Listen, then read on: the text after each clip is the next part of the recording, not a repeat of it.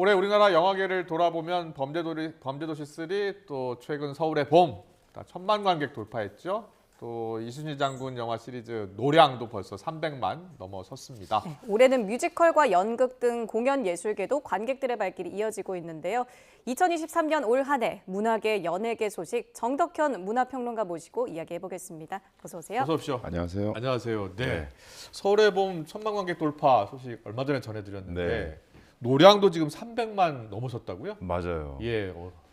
저는 뭐 이순신 장군이 나오면 예. 된다 이렇게 생각하거든요. 예. 잘 만들었기 때문이겠죠. 예, 잘 만들기도 했는데 노량 같은 경우는 사실은 이 전투 장면이나 해상 전투 장면이나 이런 것들을 거의 대부분 다 스튜디오에서 찍었거든요. 아, 그래요? 그게 사람들이 잘 못 믿는 것 같은데, 그러니까요. 그러니까 엄청나게 큰 스튜디오를 마련해서 거기서 이제 다 찍은 거죠. 그러니까 대부분 다 CG로 이게 활용해서 만든 부분이 상당히 있다는 건데 지금 한국의 어떤 촬영 기술이나 이런 것도 굉장히 높다고 이렇게 볼 수 있겠죠.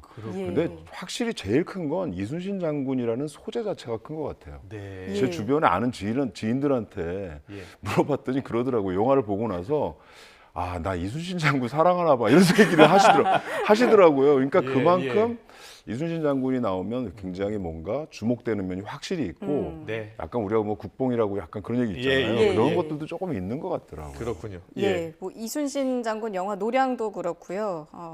1,000만 관객 돌파 두 가지 영화가 이렇게 돌파했다는 게 참 의미가 큰 것 같은데 네. 결국에는 잘 만든 영화가 있으면은 극장가에 가게 된다 이런 뜻 아니겠습니까? 맞습니다. 이 서울의 봄이 사실은 올해 거의 사건이라고 저는 좀 생각하고 있어요. 네, 왜냐하면 애초에 영화가 잘 빠졌다, 잘 나왔다 이런 얘기는 충분히 많이 돌았는데 이제 극장을 가는 거는 좀 다른 문제가 돼버렸거든요. 코로나를 예. 겪으면서 관객들이 극장까지 간다?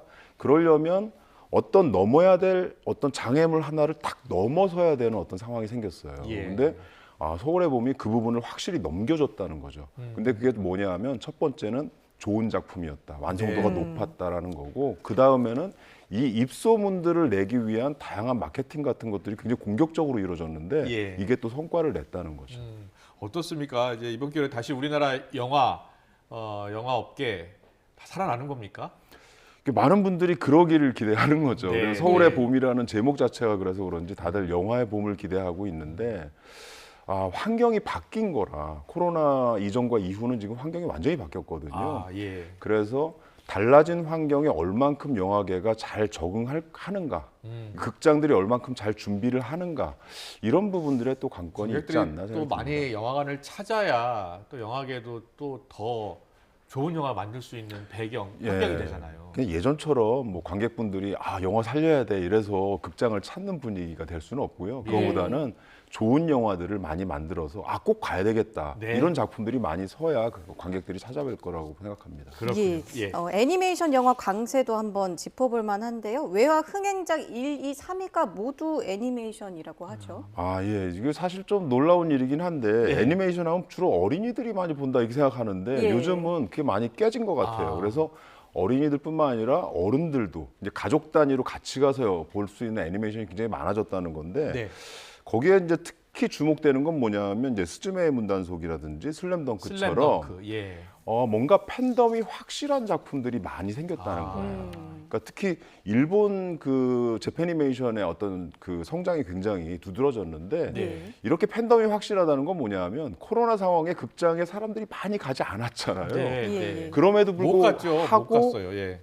관객들이 가는 작품이라는 건 대부분 다 팬심들이 움직였다는 거예요. 예. 그래서 이런 부분에 있어서 극장계에서도 상당히 주목하고 있습니다. 그렇군요. 이제 극장을 팬덤들이 모이는 공간으로 꼭 영화 상영만이 아니라고 하더라도 네.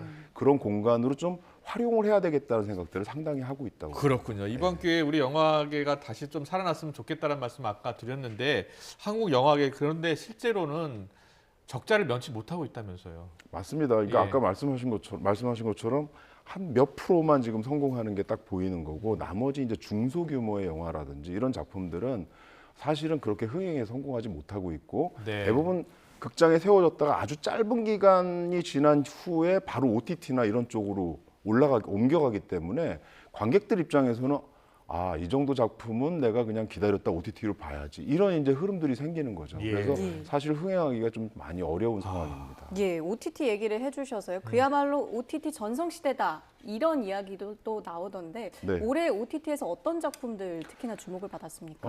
여전히 뭐 이 한국 작품들 중에 주목할 만한 작품들이 몇 개 있었는데 네, 네. 그 중에 뭐 대표적인 작품은 더 글로리를 더 빼놓을 수 글로리. 없을 것 예. 같고요.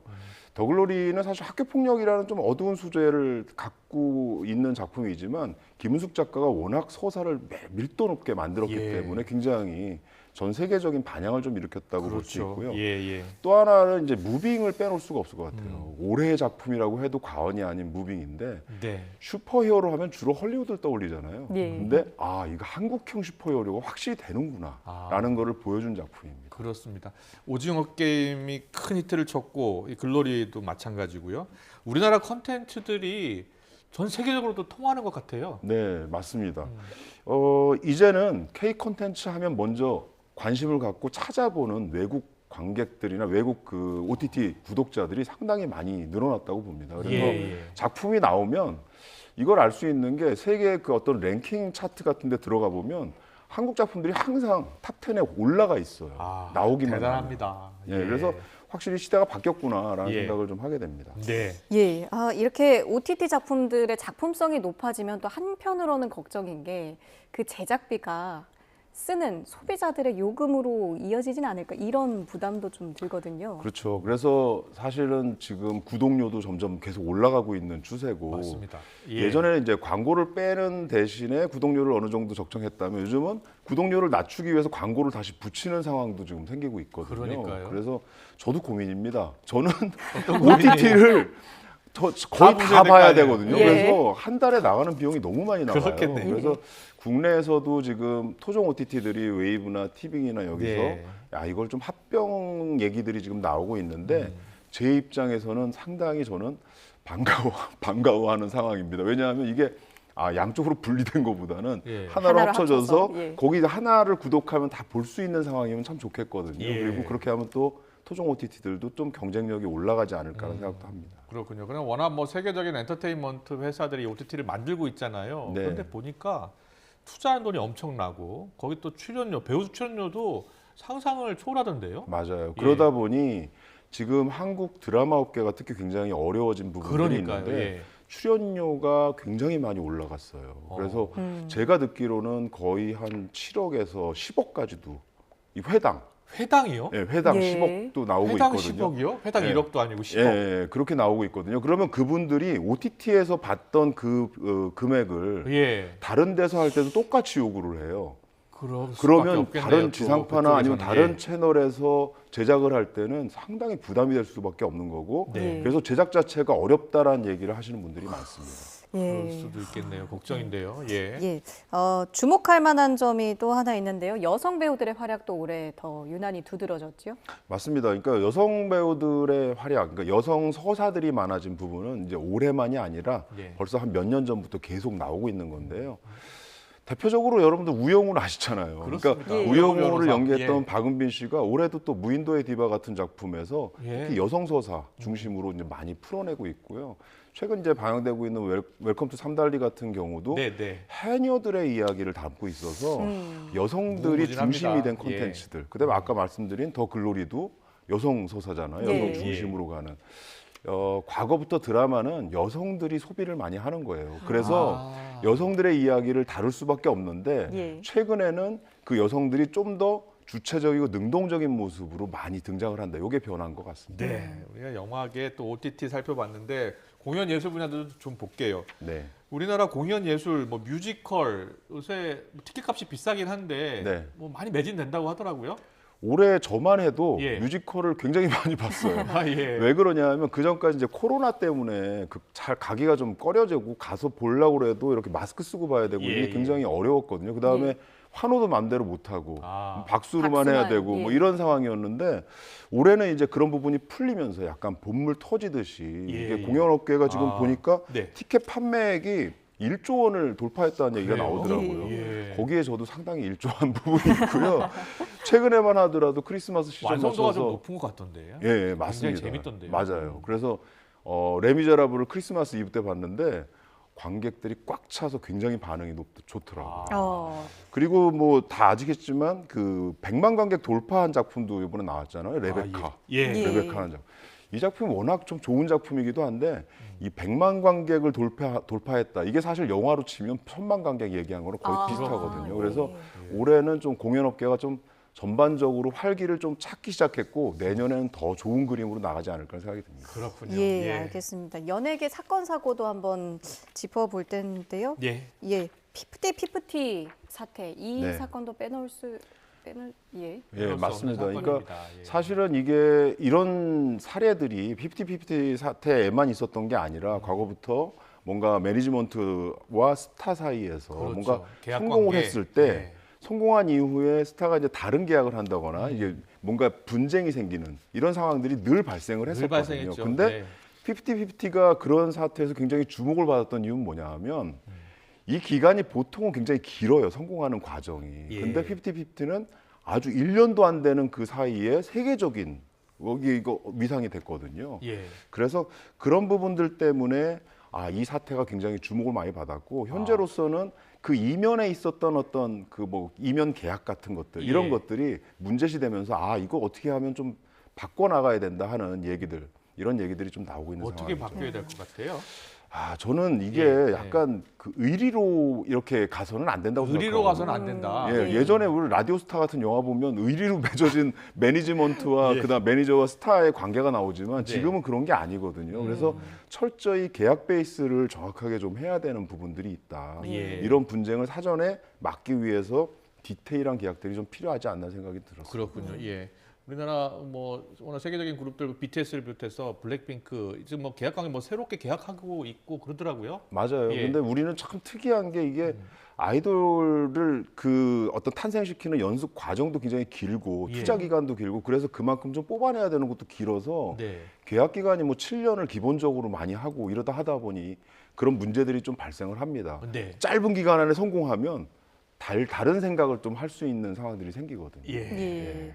뭐 템퍼링이라고 아까 자막에 나가기도 했는데 이 템퍼링이 계약을 하고 있는 기간에 다른 다른 예. 쪽에서 제안이 와서 임용 계약을 통해서 이제 이게 분쟁이 생기는 이런 그렇죠. 상황들을 대부분 그래서 거기서 생기는 거죠. 네. 예. 근데 그래서- 의리로만 볼 수는 없다. 맞아요. 예. 그래서 너무 그 딱 봐도 저 그룹이 이제 돈이 될 것 같다 싶으면 주변에 유혹들이 생기거든요. 예. 네. 그래서 거기서 이제 손길이 들어오고 그런 상황이 되면 기존에 있던 계약들하고 좀 깨지는 부분들이 생기고 거기에 이제 항상 논리로 등장하는 건 뭐냐면 이 매니지먼트가 나한테 굉장히 힘들게 했다. 뭐 이런 얘기들을 그렇죠. 이제 그 밑에 까는 거죠.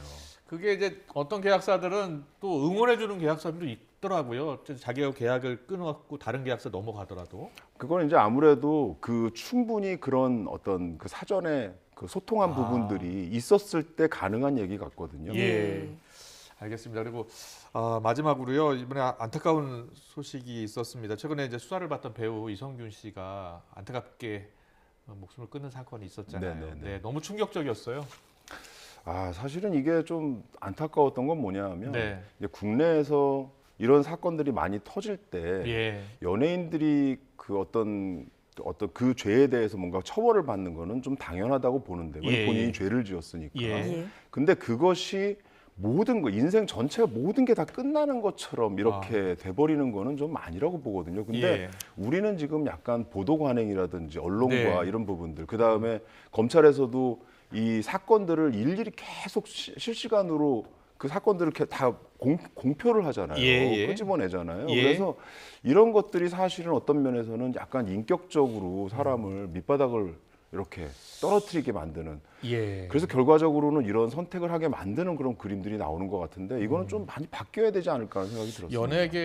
연예계에서도 많은 이야기가 나왔는데 이 포토라인에 서는 것이요. 네. 유명 정치인들은 포토라인에 잘 안 세우면서 네네. 연예인들은 사건만 터지면 포토라인에 맞아요. 세우냐 이런 지적이 있더라고요. 예, 그것도 있고 피해 사실 공표라는 게 사실은 어느 선까지 그걸 해야 되는 건지. 그러니까 이분이 실제로 그게 드러난 사건이 어떤 사실로 드러나지 않은 상황에서도 예. 그 상황을 계속 뭔가 공표를 하잖아요. 예. 그러다 보면 연예인들 입장에서는 그게 나중에 진실로 드러난다고 하더라도 진실이 다른 거라고 하더라도 이미 이미지적으로는 다 손상되는 상황이 생기거든요. 그렇습니다. 예. 알겠습니다. 끝으로요. 평론가님께서 꼽는 올해 문화예술계 또 연예계에서 가장 인상 깊었던 사건 하나 꼽아주시면요. 저는 아까 처음에 시작했지만 예. 이 서울의 봄이 네. 1000만을 넘긴 거가 사실 저는 굉장히 인상적이었어요. 원래 이 영화 처음 나왔을 때 예상 못했었어요? 전혀 예상을 못했어요. 예. 왜냐하면 그거는 제작사 쪽에서 저한테도 그렇게 얘기했거든요. 아 이거 400만만 넘겼으면 좋겠어. 예. 제가 뭐라고 얘기했냐면 요즘 400만 넘기기 굉장히 어렵습니다. 이렇게 얘기했거든요. 아니 전문가들도 예상 못했어요. 네, 전혀 예상 못했어요. 예. 근데 이렇게 되는 걸 보니 아 이제 좀 봄도 머지 않았구나라는 생각, 약간 희망을 갖게 되는 부분들이 있더라고요. 예. 네. 내년엔 우리 영화계, 예술계, 문화계 모두 진짜 봄이 찾아오는 그런 해가 됐으면 좋겠습니다. 지금까지 정덕현 문화평론가와 함께했습니다. 잘 들었습니다. 고맙습니다. 감사합니다.